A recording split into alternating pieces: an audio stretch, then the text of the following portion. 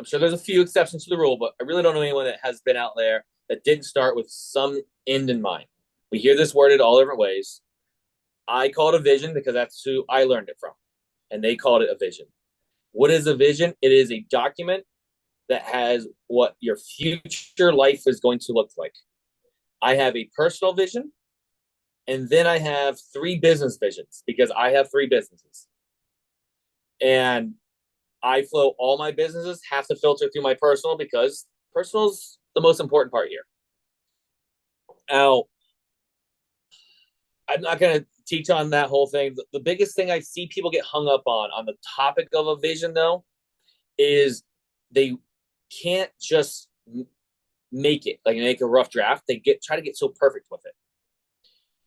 I am a very big proponent of because I get stuck in that perfect world for a bit.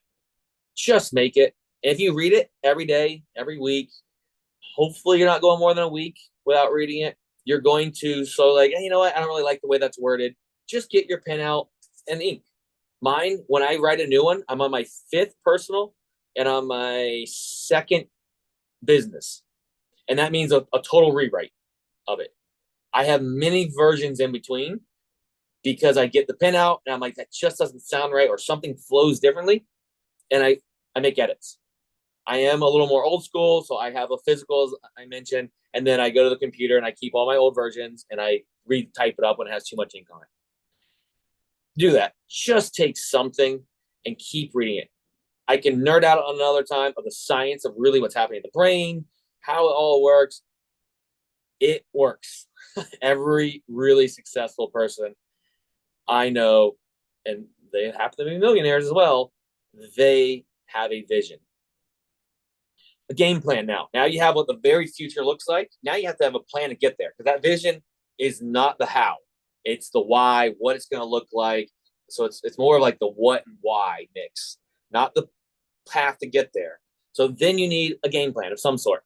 A very powerful game plan for me was this is back 2018, I think it was. I'm not always best on my years. But anyways, it was back then. My coach challenged me. When I met with him, I spent a whole day with him, and he said, all right, if you're wanting to replace your wife's income, what is your average net? Net means after all expenses. I don't like to measure growth or gross. I like to measure the actual dollars I get to eat. So what is the net average of each of your properties? Out of a handful of properties or so, we found out it was about $300. I needed $3,000 more dollars to replace her income. We need about 5,000. You see how we're rounding here? We're not exact because we get so exact, we're never going to do anything because we're just going to get confused and so hyper focused.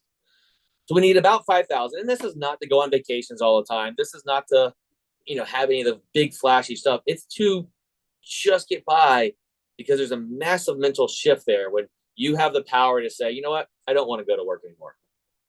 And then you get to do something else because no one really wants to sit on the couch. That doesn't last long, no matter how much somebody may think they want to do that.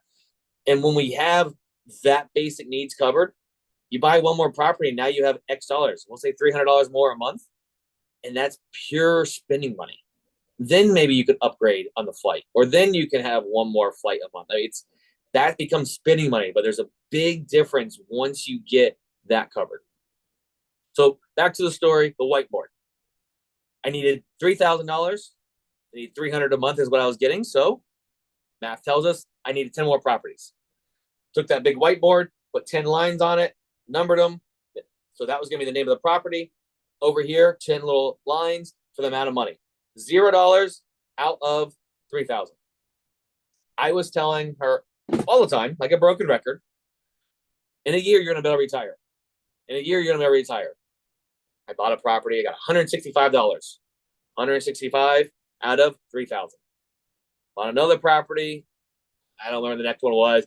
We'll just say $450. Because remember, our average was about 300. So about halfway through, you're starting to see some momentum there. It's big right when you walked in my office, which is the spare bedroom of the house. That was a visual thing over and over and over, seeing it. And then I kept saying it over and over because she did not believe me. And looking back, I don't know how much I truly believed I could do it. But if you've ever heard of an affirmation, I like Tony Robbins' version, which is an incantation. That's really what I was doing when I was telling him over and over, I'm going to replace your income. You can retire. And this was at 29 years old. That was my goal, is to retire her by 29. And that happened. 1 year later, she was able to retire. That didn't mean she went and sat on the couch because, again, no one really wants to do that. And she enjoys the couch more than I do, watching TV. I mean, she does. Everyone has their different thing. I work to actually be able to do more of that. Then she could say, no, I don't want to work there. And she smoothed around a little bit as an RN and found places that truly fulfilled her, like fulfilled what she wanted to do. And that's the power, is she could take that risky chance to move. And if it didn't work, she could do it again. If you have to have that payment, that money coming in every month, it's much scarier to say, you know what, I'm quitting today and going over here. So it gives you that control.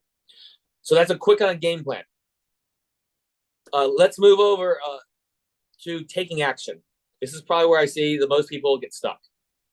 You got to take action. I mean, if I'm going to ask at the end of this, and I hope everyone will unmute and give me one thing they commit to out of everything I'm talking about.